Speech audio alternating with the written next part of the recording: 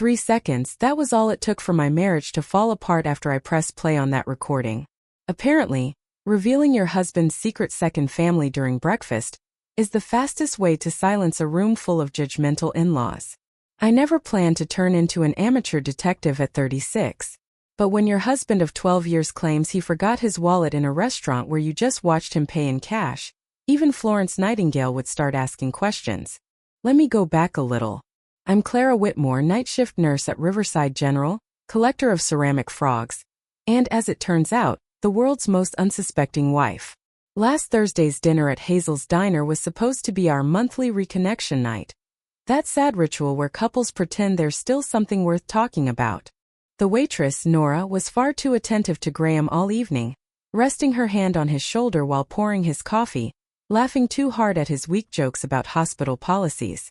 "Hey babe, wait in the car. I think I left my wallet at the table," Graham said, shaking his car keys like he was trying to entertain a child.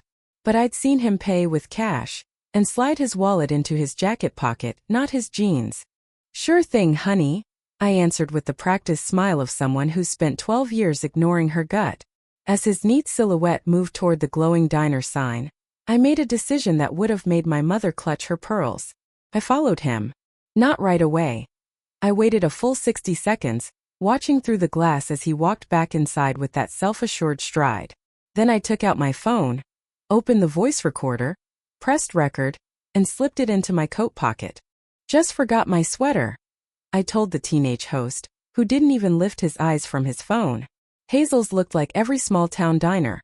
Cracked red booths, walls covered in license plates and faded photos, burnt coffee and fresh pie. I spotted them immediately in the corner booth farthest from the window. "How convenient." "I can't keep doing this, Graham," Nora was saying, her tone tense but low. "Sophie asked me yesterday why her daddy doesn't live with us like her friend's parents." Sophie. The name hit me like a jolt of electricity. I slid quietly into the next booth, hidden behind a partition, a menu shielding my face while I strained to hear. "I told you I'm working on it," Graham said, using that calm, professional tone he used with hospital staff. "But Clara's been through a lot with her mom's cancer last year.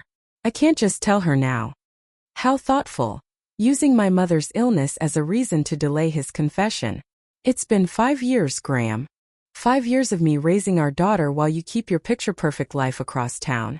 I didn't agree to be your secret." Daughter. The word hit like a defibrillator to the chest. Not a fling, a child. A 4-year-old girl named Sophie who shared my husband's DNA. Instantly the math added up. 5 years ago, when I was working double shifts to save for the house he wanted, he was building another family. "You think this is easy for me?" he said, his voice sharpening, the same tone he used when postponing our fertility treatments. "I'm juggling 2 homes, 2 bills. The apartment in Riverdale isn't cheap." Riverdale, supposedly his poker night town. So the chips were diapers after all. "That's rich," Nora shot back. "Poor you. Keeping your perfect suburban image with your perfect nurse wife while your daughter grows up without her father's name." I should have been crying or confronting them, but instead a cold calm took over. Every suspicion I'd buried finally made sense. The weekend work calls, the cash withdrawals, his sudden lack of interest in starting a family. "Keep your voice down," Graham hissed. "I've got a plan. I've been moving money into another account. By spring, I'll have enough to handle the divorce without losing everything." So I was living on a countdown I didn't even know existed. "You've been saying that for 2 years, Nora replied. "Sophie starts kindergarten next fall, and the forms ask for a father's name. What should I write? That he's too busy with his other family." That was enough. With the quiet precision of a night shift nurse, I slipped out and headed back to the car. 7 minutes. That's how long I'd been gone, long enough to record the collapse of my marriage. When Graham finally returned, wallet in hand and conscience apparently intact, I almost admired his performance. "Almost ready to head home, babe." "I'm beat," he said, starting the engine of our Volvo, the sensible family car we'd bought for the children who apparently already existed. "Sure thing," I answered, wondering if he could sense the change in my tone. "Long day." He hummed along to the radio, easy and carefree, while I silently listed everything we owned, the house in his name, the joint accounts, the life insurance policy that named me as beneficiary because it was responsible planning. By the time we pulled into our driveway on Maple Street, surrounded by perfect lawns and strict association rules, I'd already drafted the first outline of a plan, one that would make his tidy little spring timeline look like a child's crayon scribble. "I'm thinking we should have your parents over for breakfast this weekend," I said casually as we walked through the front door. "It's been a while since we've seen them." "Yeah, that would be nice," he replied, eyes glued to his buzzing phone. Probably Nora, checking in to see how his talk with his wife had gone. If only she knew there hadn't been one. "Great. I'll make my special blueberry pancakes," I said, already picturing something far more memorable on the menu.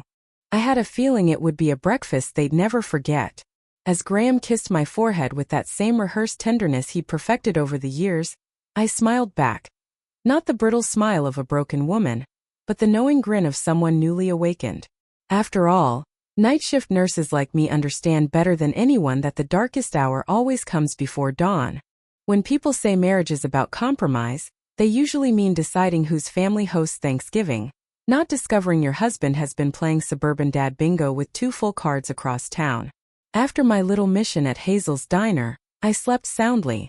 If rocks could dream, mine were filled with elaborate revenge plans and PowerPoint slides titled Exhibit Betrayal. Beside me, Graham snored like a man unburdened by guilt, completely unaware that his double life now existed as a tidy 7-minute audio file labeled evidence in my mental divorce case. By Friday morning, Riverside greeted us with its crisp October chill. Perfect weather for serving cold, hard truth. "Your parents confirmed for Sunday brunch," I announced over coffee, watching him scroll through emails. "Your mom asked if they should bring anything. I told her just their appetites and maybe their moral compass." "Sounds great, babe," he murmured, barely looking up. After 12 years together, "Sounds great." Babe had become our marriage's soundtrack, the elevator music of emotional autopilot. "I was thinking of making something special," I said, stirring my coffee slowly, like a surgeon preparing for a delicate operation. "Something that really captures the essence of our marriage." "Whatever you want," he mumbled, missing every breadcrumb I was dropping toward his impending disaster. That evening, I left for my night shift at General with a focus sharper than it had been in years. It's funny, learning your entire life has been a well-constructed lie has a way of making everything suddenly clear. The hospital halls felt different that night. Less like a place of purpose and more like a reminder of all the hours I'd sacrificed for a future that didn't exist. "You look different, Clara," said Maya, our charge nurse and my work wife of 8 years. "Finally try that Korean skincare I told you about?" "No," I replied, checking a patient's foreline with mechanical precision. "Just found out my husband has a second family across town. Really opens up the pores." Maya's jaw nearly hit the floor. "You're joking." "I wish," I said. I followed him back into the restaurant last night. Recorded him talking to his waitress girlfriend about their 4-year-old daughter and their cozy apartment in Riverdale. Holy mother of. She caught herself, remembering we were in pediatrics. "What are you going to do?" "I'm hosting a lovely family breakfast on Sunday," I said. "Think of it as Extreme Makeover Marriage Edition." The big reveal? Half the house was built in another neighborhood. Later that night, while dispensing medication, I called my college roommate, Julia, now a divorce attorney who specialized in what she affectionately called high-conflict matrimonial dissolution. Lawyer code for when someone royally screws up. "Record everything from now on," she advised after I explained the situation. Massachusetts is a 2-party consent state, so that diner recording won't hold up in court, but it's great leverage. "I'll email you a list of documents to gather. And Clara, get screenshots of everything before he realizes you know." That night, while Graham claimed to be catching up on work emails, code for texting Nora about their daughter's preschool antics, I went full forensic accountant. It's astonishing how productive betrayal can make you. The discoveries came fast, like patients flooding the ER during flu season. A checking account at Riverdale Community Bank with monthly transfers, labeled investment property. Creative, really. Not technically a lie if you consider a secret child an investment in future genetics. Credit card statements showed recurring charges at Riverdale businesses. Little Sprouts Daycare, Imagination Station Toy Store, and a few family-friendly restaurants. Meanwhile, I'd been reusing the same makeup brushes for 3 years because we needed to tighten our budget. Then came the kicker, a life insurance policy I'd never seen before, naming Via Bennett and dependent as beneficiaries. At least I now knew our own policy wasn't a setup for my mysterious disappearance. But the real punch came from a folder in his email labeled Sophie, filled with photos spanning 4 years. A little girl with Graham's hazel eyes and cleft chin, smiling at birthday cakes, petting zoo animals and Christmas trees. All those golf weekends suddenly made sense. Saturday morning arrived. I moved through our home like a ghost, cataloging every object we'd bought together, while he was at his gym session. His phone's location history, which he'd forgotten I had access to, showed Riverdale Park, probably pushing Sophie on a swing, while I rearranged our wedding photos for maximum dramatic effect. When he returned, flushed and smelling faintly of a floral shampoo, I knew instantly, rookie mistake. Real gymgoers come home smelling like sweat, not Irish Spring. Need any help tomorrow? He asked, grabbing a Gatorade.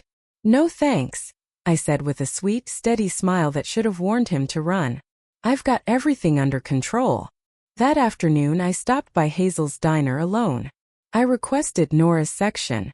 Her confusion when she saw me was worth the overpriced turkey club sandwich. Mrs. Whitmore, she stammered, recognition spreading across her face. I didn't realize you were coming in today. Just craving their famous pie, I said cheerfully. Graham always raves about it. Her expression tightened, her name tag catching the harsh fluorescent light. What can I get you? Just coffee, I said evenly. And a moment of your time if possible. The color drained from her cheeks. I'm actually pretty busy. It'll only take a minute, I said, my voice calm and steady, the same tone I use in the ER before delivering bad news. I just wanted to invite you and Sophie to breakfast tomorrow, I said evenly, watching her hand tremble around the coffee pot. Graham's parents will be there. I thought it might be nice for everyone to finally meet. Her grip faltered, the pot wobbling dangerously before she steadied it. I'm not sure what you. Let's not waste time, I interrupted softly. I heard your conversation with my husband Thursday night. Every word. I know about Sophie, the apartment in Riverdale, and the 5-year performance you two have been putting on. To her credit, she didn't deny it. Instead, her shoulders slumped with something that looked suspiciously like relief. I never wanted to be the other woman, she murmured. He told me you two were separated when we met. Of course he did, I replied, setting a $20 bill on the table as I stood. Right from the standard script of the Cheating Husband's Handbook, Chapter 1, just after the line, my wife doesn't understand me. What are you going to do? She asked quietly, fear creeping into her voice. Nothing to you or Sophie, I assured her. That child is innocent in all of this. But Graham, let's just say tomorrow's breakfast will be a lot harder to swallow than pancakes. I left her standing there, clutching her notepad, probably debating whether to warn him. I almost hoped she would. The idea of Graham spending the night twisting in anxious anticipation was nearly as satisfying as what awaited him. Back home, I began preparing for Sunday's grand reveal. The dining table gleamed, set with our wedding china. An intentionally ironic touch. My laptop was connected to the television, ready for its debut, and the guest room was arranged as my likely refuge until I found a Graham-free living space. As I laid out my outfit for the morning, a crisp blue dress that matched the steel in my eyes, Graham wandered in, completely unaware that the execution of his double life was scheduled for dawn. My parents are really looking forward to tomorrow, he said as he climbed into bed. Mom's been asking when we'd have them over again. Oh, I think tomorrow will definitely be memorable for them, I said, setting my alarm with deliberate calm. I'm planning quite the show.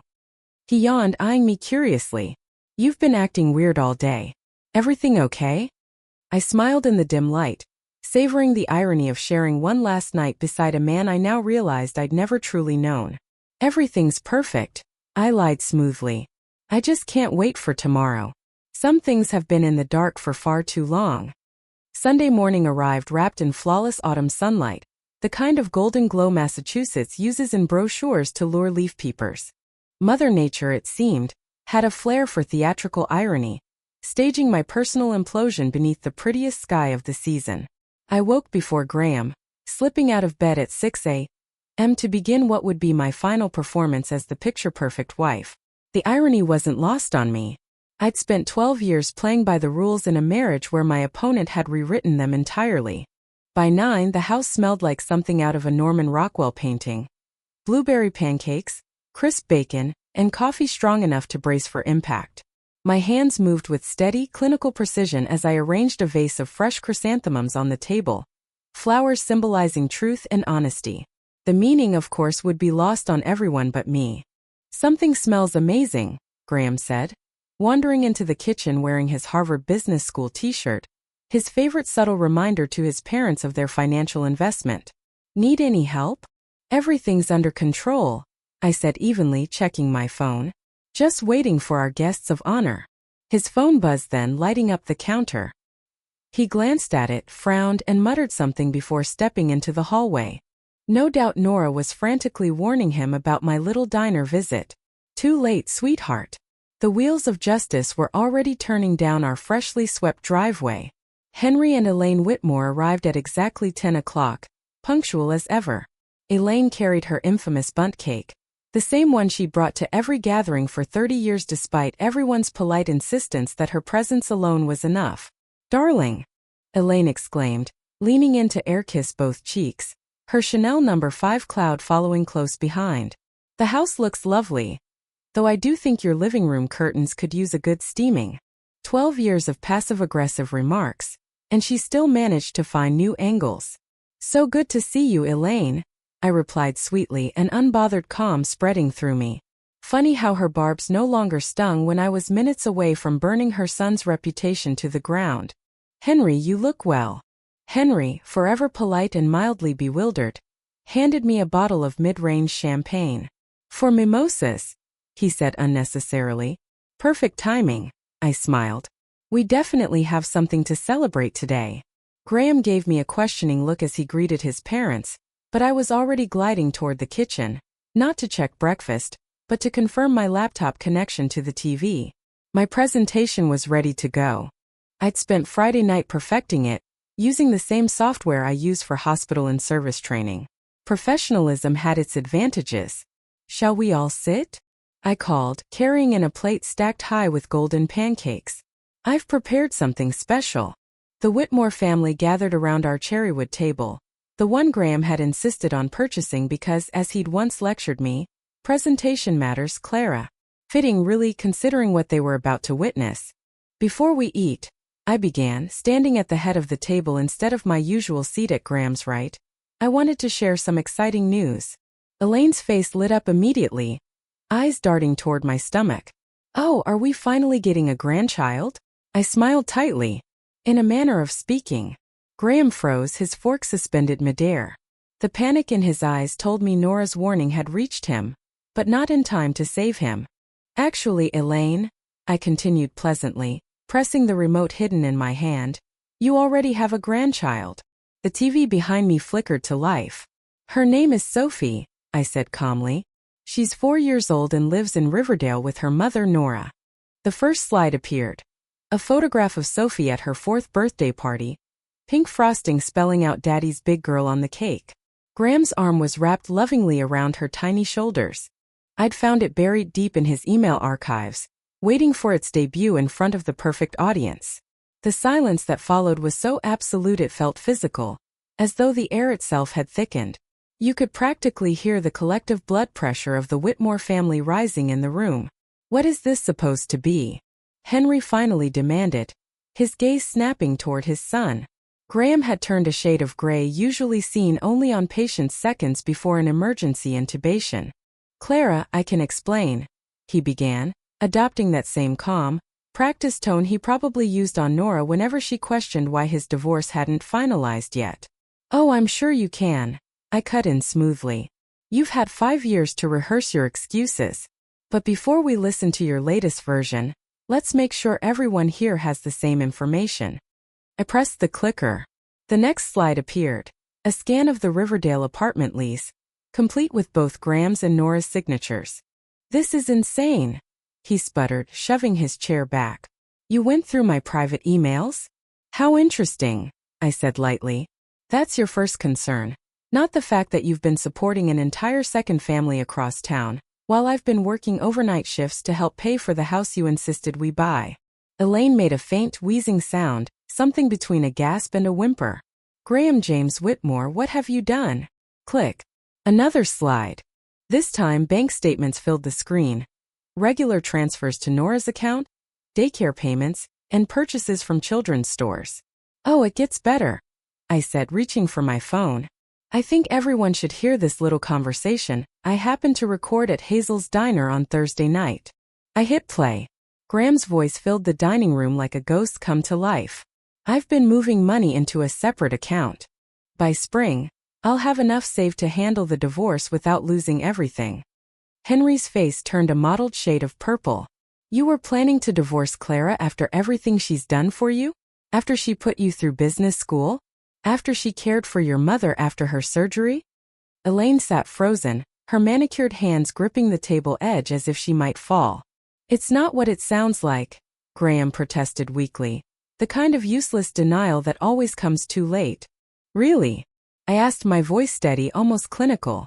Because it sounds like you've been living a double life while draining our joint accounts to fund your secret household. It sounds like you've lied to every person in this room for 5 years.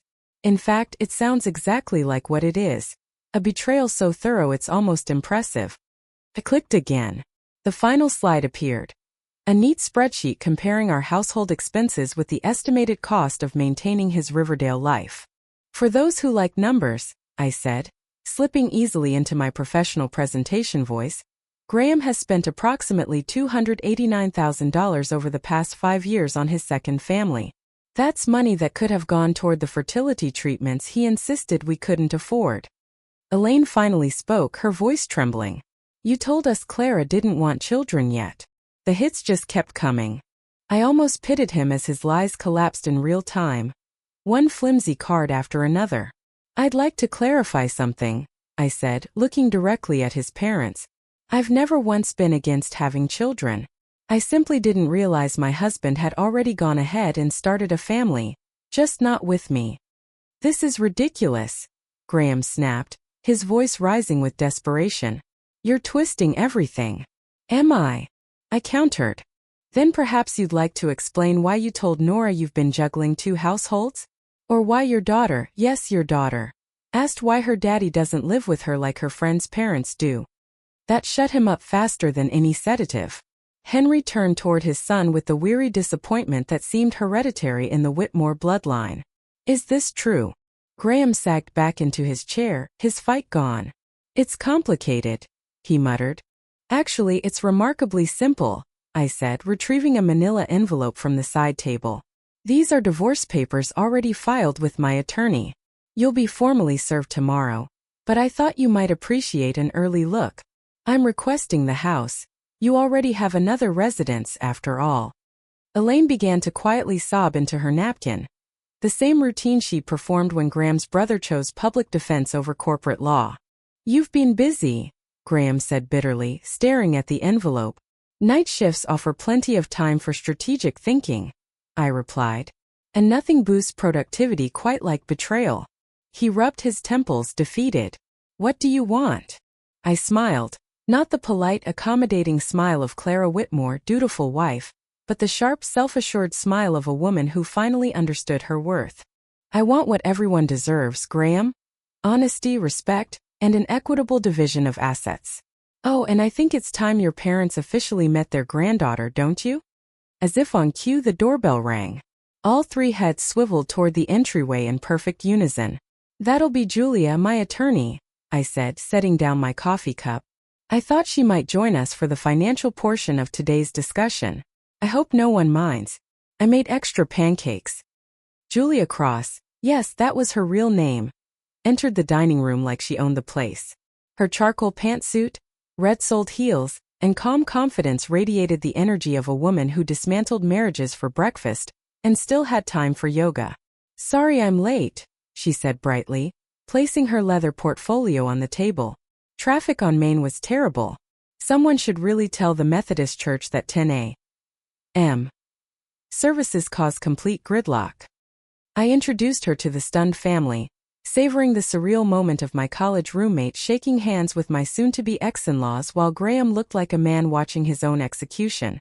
Julia is here to go over the financial disclosure requirements, I explained, refilling coffee cups as if this were a polite brunch instead of the implosion of a 12-year marriage.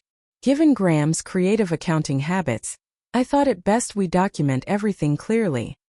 Elaine dabbed at her eyes with her napkin. I just can't believe this is happening.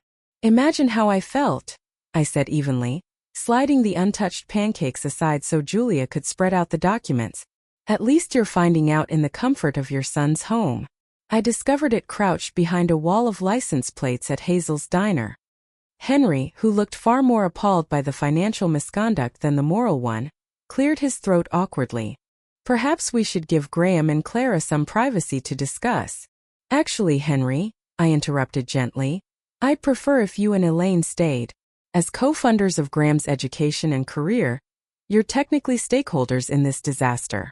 Plus, I added, tilting my head toward the door, you'll want to stay to meet your granddaughter. And I have a feeling Graham might need a ride home afterward. Graham's head snapped up. What do you mean a ride home? Well, you won't be staying here, I explained, my tone calm and deliberate, as if addressing an uncooperative patient. The locks are scheduled to be changed this afternoon. I've already packed your essentials, those suitcases by the door. The rest can be sorted through our attorneys. Julia gave a small nod of approval. She'd recommended this exact approach, decisive, clear, and final. Any hesitation, she'd warned, would only give Graham more time to shuffle assets or invent excuses. You can't just throw me out of my own house, he shouted, his voice rising to the same pitch it did when the Patriots lost a playoff game.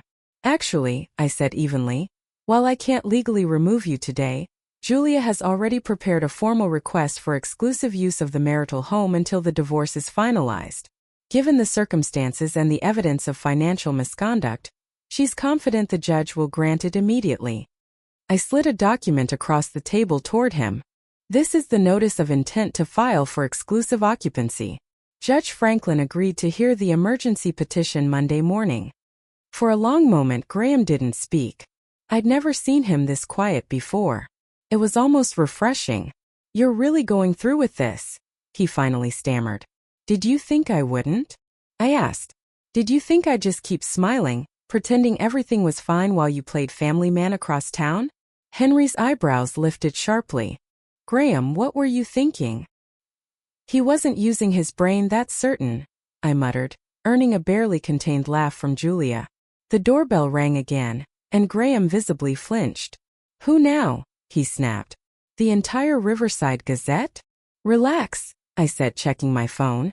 It's FedEx. The documents from your office should be arriving about now. He went pale. What documents? Oh, did I forget to mention? I replied, walking toward the door. Your assistant Irene was kind enough to send over copies of your work schedule for the past 5 years. She was very cooperative once I showed her our marriage certificate and explained the situation. Apparently, discovering your boss has a secret family is a strong motivator for administrative cooperation. I signed for the package with a flourish that felt almost ceremonial, like putting my name on a Declaration of Independence. You had no right to involve my office, Graham hissed when I returned. And you had no right to have a child with another woman while married to me, I replied coolly, handing the envelope to Julia. Yet here we are, both breaking a few social contracts today. Elaine, who had been unusually quiet through all of this, suddenly rose from her chair. I need to see her, she said firmly. Everyone turned toward her. See who? Graham asked. Sophie, she clarified, her voice trembling but determined. My granddaughter. I need to see her. Mom, this isn't the time, Graham began, but she cut him off. When is the time, Graham? After another 5 years of lies? She's 4 years old, 4 birthdays, 4 Christmases I've missed because you couldn't tell the truth. Henry stood beside his wife, looking older and heavier than I'd ever seen him. Your mother's right, he said quietly. We should meet her. For a brief moment, the chaotic beauty of it all almost made the last 72 hours of emotional wreckage feel worthwhile. Almost. That can be arranged, I said, pulling out my phone. Nora and Sophie are waiting at the playground behind the library. I thought a neutral location would be best for everyone. You invited them here? Graham asked, the fear in his voice unmistakable. Not here, I corrected. At the playground. Pay attention, Graham. When I spoke with Nora yesterday, I suggested it was time for your parents to meet their granddaughter. She agreed. Elaine was already grabbing her purse. Henry, get the car. It's just a short walk, I said, smiling faintly. You can't miss them. Sophie has your son's eyes. As the front door closed behind them, Elaine's purposeful stride told me she'd waited her whole life for a moment like this. Once they were gone, Julia opened her portfolio, and the real business began. She spread a series of documents across the table, proof of Graham's hidden accounts, the cash withdrawals, the undisclosed Riverdale property. This level of concealment, Julia remarked, is actually impressive. Completely unethical and likely illegal, but impressive. I was trying to protect everyone, Graham said weakly. By hiding assets? I asked. That's like setting the house on fire to keep it clean. Julia continued, outlining the settlement terms. I would keep the house and my retirement accounts. Graham would retain his secret funds and be responsible for all debts related to the Riverdale property. Formal child support for Sophie would also be established. You've really thought of everything, Graham said bitterly. Night shifts are long, I reminded him. And betrayal is one hell of a motivator. He eventually signed the preliminary agreements, and as he did, a strange lightness spread through my chest. Not joy, not yet, but something like freedom. The kind that comes when you finally drop the weight of someone else's lies. There's one more thing, I said as Julia gathered her papers. Of course there is, Graham sighed. Your parents will want to be part of Sophie's life now, I said. That means you'll have to be an actual full-time father instead of the convenient weekend version who shows up for zoo trips and ice cream. His expression confirmed what I already knew. He liked the illusion of fatherhood, not the reality. I know how to be a father, he insisted. No, I corrected softly. You know how to perform fatherhood when it suits you. Ask Nora. She's been doing the real work for 4 years. Julia glanced at her watch. We should wrap this up. The locksmith will be here within the hour. Graham, you have until then to collect your essentials. As they finalized the paperwork, I stepped out onto the back porch, soon to be my porch, and drew in the crisp October air. For the first time in years I felt unburdened, the cold no longer biting but cleansing, promising that everything ahead would be honest and mine.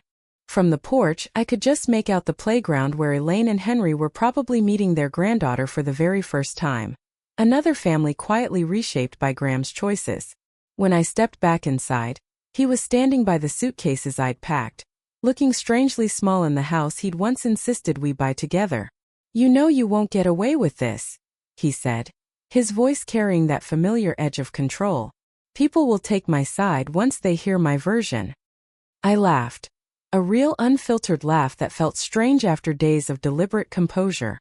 Graham, I'm a night nurse who worked double shifts to support your career, while you built a second family across town. I found out by accident and handled everything with paperwork instead of chaos. Tell me, exactly whose side do you think people will take? He said nothing. His silence was the clearest answer yet. The locksmith will be here in 40 minutes, I reminded him. You should probably head to the playground. Maybe try to do some damage control before that family reunion turns into a therapy session. As he wheeled his suitcases toward the door, he stopped suddenly. How did you know? He asked quietly. What made you follow me that night? I smiled, finally delivering the line I'd been saving since Thursday. Because you paid the bill with cash and then claimed you forgot your wallet. Even your lies couldn't stay consistent. 3 months after that unforgettable breakfast, the one that detonated my marriage faster than Elaine's bundt cake ruined a diet, I sat on my porch swing, watching January's first heavy snowfall cover Riverside in white. It was symbolic, really. Life has a way of handing you perfect metaphors when you least expect them. The divorce was progressing with startling efficiency, thanks to Julia's ruthless precision and Graham's lack of a moral defense. Judges, it turns out, have little sympathy for men who fund secret households while hiding marital assets. My home, now legally mine with Graham's name being stripped from every document, felt different. Bigger somehow, lighter.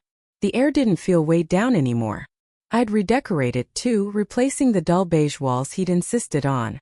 Neutral tones maintain resale value, Clara, he used to say. Now every wall had color. Real color with actual names beyond eggshell and taupe. My phone buzzed beside me. A message from Maya. Night shift crew going for breakfast at Jim's diner after work tomorrow. In or out? Not Hazel's diner. Never again Hazel's diner. I typed back in. Save me a seat at the counter of redemption. The night shift team had been my anchor through the divorce storm. Healthcare workers, after all, have no patience for emotional nonsense. We deal with too much real mess to tolerate the metaphorical kind. Their support came in practical ways.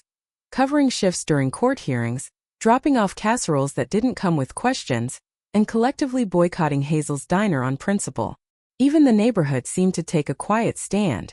Mrs. Peterson next door accidentally aimed her sprinklers at Graham the day he came to collect the last of his belongings. The Johnsons across the street stopped inviting him to their legendary 4th of July barbecues. Pastor Everett from the Methodist Church, yes, the same one who caused traffic jams every Sunday, showed up one afternoon with banana bread and a discreet card for his sister, a therapist specializing in betrayal recovery. Meanwhile, Riverdale was doing its own restructuring. Nora had moved with Sophie to an apartment near her parents, leaving behind the space that had once embodied her other woman status. Elaine, now calling me weekly with awkward updates and soft apologies, had told me, Nora's enrolled in community college nursing classes. She said you inspired her. I wasn't sure what to do with that. Being someone's inspiration when that someone was once your husband's mistress. But life rarely fits into neat categories. Besides, the world could always use more nurses who understand the value of documentation. Graham, on the other hand, had settled into a predictable bachelor apartment downtown, halfway between his office and his new co-parenting duties. His schedule was now court-mandated, weekends and Wednesday evenings with Sophie. According to Elaine, he was perpetually exhausted and chronically late for work. Parenting is harder than I expected, he'd confessed during one of our property meetings, dark circles framing his eyes like badges of reluctant experience. Fascinating discovery, I'd replied. You should publish it in the Journal of Obvious Conclusions.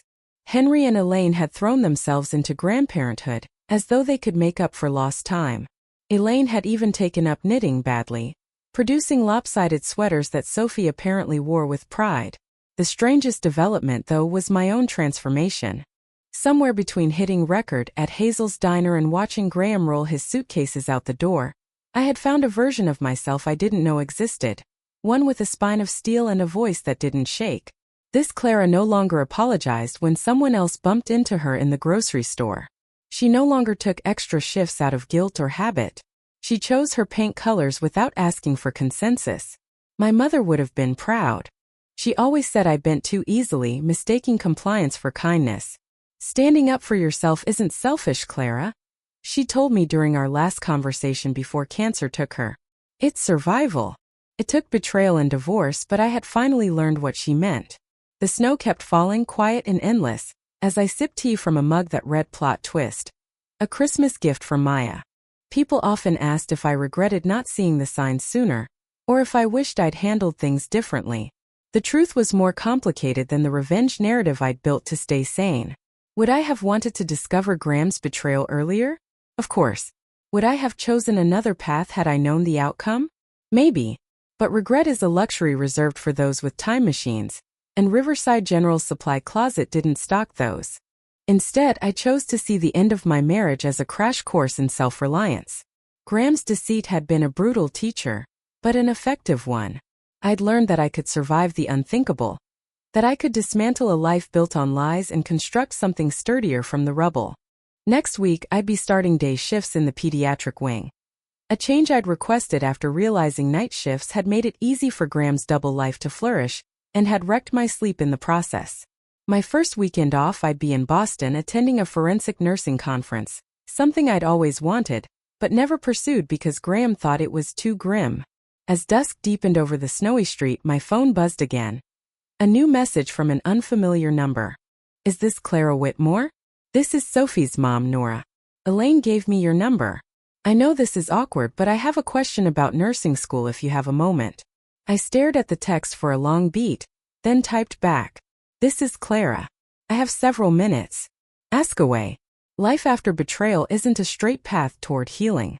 It's messy, unpredictable, and sometimes means answering messages from the woman your husband once chose over you. But if there's one thing night nurses know better than anyone, it's this. Darkness always gives way to dawn, and sometimes the view that follows is worth every sleepless night.